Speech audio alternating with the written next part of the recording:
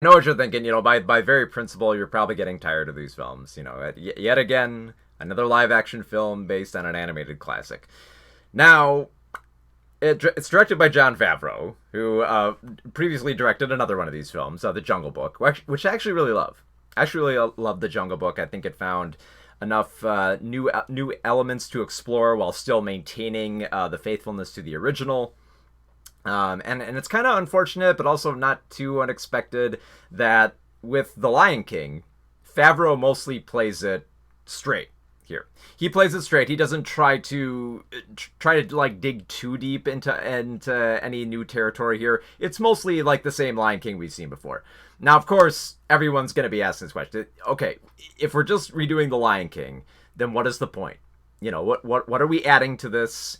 What is present to enhance this film? And honestly, all the film really has to offer is just a bigger and grander spectacle and presentation. Now, for a lot of people, they might think, well, that just doesn't seem like too much. It seems like it's just making it look prettier. It just looks more pretty. And yeah, it pretty much is true, but damned if it doesn't look pretty. It does look gorgeous, and I do love the look of this film. Obviously, it does look pretty damn good. Is it like the animated original? No, but of course it's 2D animation, and when you're trying to translate that into 3D, a lot does get lost. Now, when we're reviewing the film like that, then we kind of have to like set different expectations for it now. Now that we're kind of like setting different expectations. Now I know for a lot of people the expectation is like, I love the animated original, so what's the point of a remake? Well, I think it's the same as like a point of like any other remake. A remake is more or less, and I've heard a couple of people say this. A remake is essentially a cover song. It's the same thing that you've seen before, except it's in a different version. It's by someone who's different. They might add a little something to it, or they might be faithful to it in some way. It's just a reiterance. Disney is not going to come to your house and slap the original out of your hand. It's going to be okay. It's going to be okay. And for those of you who are going into this and kind of expecting more or less the same thing as like the original in terms of story, you won't be let down. It's pretty much the same type of Hamlet, Kimba type story, where you do have Simba, who is going to eventually grow up and become, the king of the kingdom of animals. And of course, you have young Simba here is voiced by J.D. McCrary, who actually does a pretty good performance. I got to mention that right off the bat. I think the cast here they got does feel very natural most of the time. It feels like they're more ingrained in their roles, and they do kind of give very natural performances, especially because we got James Earl Jones back once again to play Mufasa. Because let's face it, if James Earl Jones is still alive, no one can beat his voice. So you might as well get it. It's like with Star Wars. You're not gonna try to get someone to replace Darth Vader.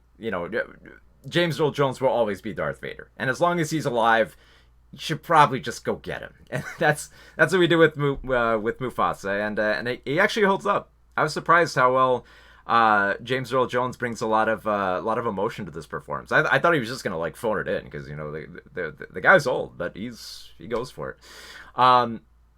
Now you got Scar here, who's played by Chiwetel Ejiofor. And he, now of course, Jeremy Irons, tough act to follow. But I like the fact that with this version of Scar, he does seem much more menacing and doesn't seem as refined. He actually feels like he's like very, very, very snarling, very angry, especially when we get to a lot of the familiar songs. They do put a little bit of a twist in there. That's the other thing too. I like how I think the key thing to take away from this film is that it makes tiny little modifications to the original, like barely even noticeable in most scenes. There's a few extra scenes added here, but they're mostly between like extra character banter. There's nothing that huge that is added to the film. Like that was my biggest criticism with Beauty and the Beast, was that it added the magical atlas, which allowed the Beast to go anywhere in the world at any time, which just opens up this gaping plot hole in the film. Thankfully, there's nothing quite like that here. Which is kind of the good and bad thing about this film. The good and bad thing is that it mostly plays it straight. It's got the music here done by Hans Zimmer. remains fairly faithful. Most of the songs you remember from the original are still present here. I gotta admit, I really did like the score. I loved how booming it was. I loved that aspect to it. So the music is still good, but hey, the big surprise, Lion King remake is a big surprise there. Thank you for the follow there. Okay, so I mean, like the music. Okay, yeah, the music's fine. Most people are coming for the music anyway. That works good. We have we have the computer generated animation here, which does feel limited in terms of expressions because they're trying to go for more realism here. Except of course the realism that they're all talking, so they obviously we got to break some logic here. But then you kind of question like, well, why wouldn't you just break? Why wouldn't you just break like all of it? Why wouldn't you break for more like expression stuff like that and kind of like contort the faces even more? But again, like they really want to go for that photorealistic thing going on here. So you kind of have this weird middle ground. It feels weird. Like this film is very much in like the middle ground of a remake. You kind of look at it and you're kind of like, oh, okay, it's doing pretty much what I expected a Lion King film to do. It's not really surprising me all that much. I mean, there's still some genuine emotion there in presenting like the same scenes we've seen before. Like the CG does give it. I think the way that it's staged does give it a little bit more gravitas.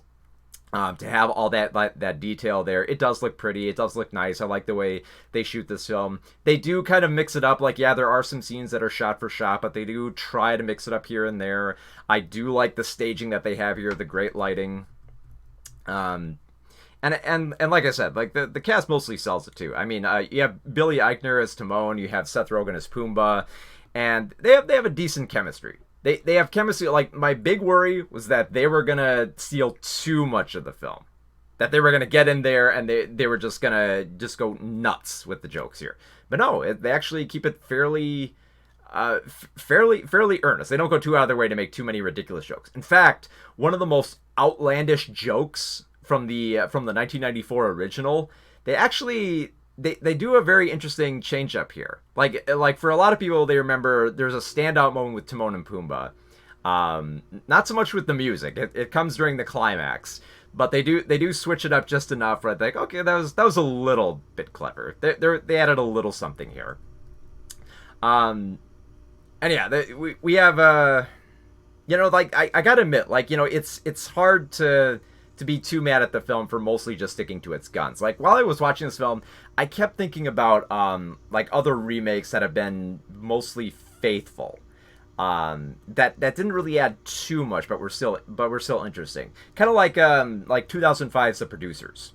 It was pretty much just a reprisal of the Producers. But that was fine. You know, it's just you got a new cast. You got, you know, some different versions of the songs. You know, it's like cover songs. And I gotta admit, for being a CG cover, it's not too bad. Is it superior to the animated film? No, of course not. That film is held in such high regard. It's heavily revered. And like I said, I've maintained this stance that I think that if Disney really wants to make these remakes of live adaptations stand out, I feel like they have to like find something new, or they have to like go out of their way to improve on the original film. And I think that's a problem with sort of like the Disney Renaissance classics, is that it taps into this nostalgia that everyone associates very heavily with these films, that if there's any changes made, you know, it's going to be, you know, met with like a backlash. I mean, we're already seeing that now with the upcoming Mulan film. You know, they're taking out Mushu. It seems like they're taking out the songs. So of course everyone gets like a little bit up in arms.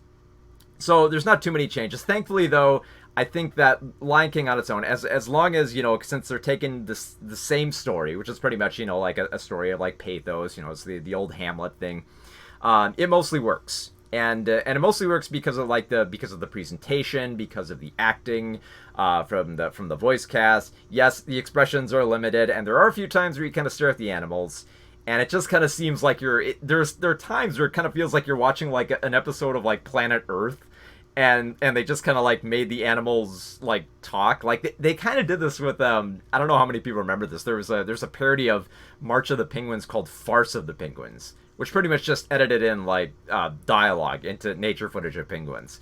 It kind of feels like that at times because like they try to make the animals in terms of their actions feel a little bit more natural. Like a lot of their mannerisms, like where you have like Timon standing up on his legs, is there the way that that lions will kind of like will like clean themselves or just have like little mannerisms about them. They add little details in there like that, and I kind of appreciate that.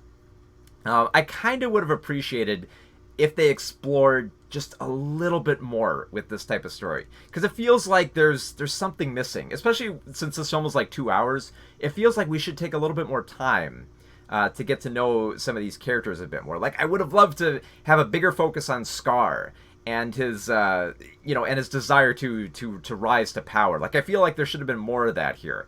Like I feel like it's so beholden to the original that I almost wish there wasn't any music in this, because a lot of the drama that plays out is staged pretty damn well.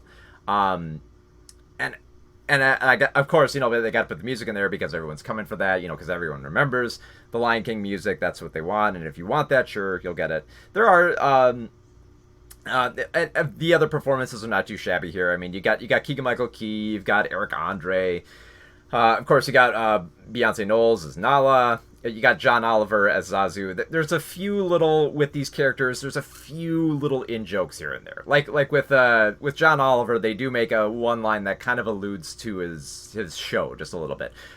With Seth Rogen, you do get one example where they kind of allude to kind of like his atheism angle. You've got little bits and pieces that come in there. Thankfully, it doesn't really take away from the general story here. And I feel like most of it works in terms of its presentation. If you just want to go and see a bigger and pretty version of The Lion King with the Hans Zimmer score, it's not too bad.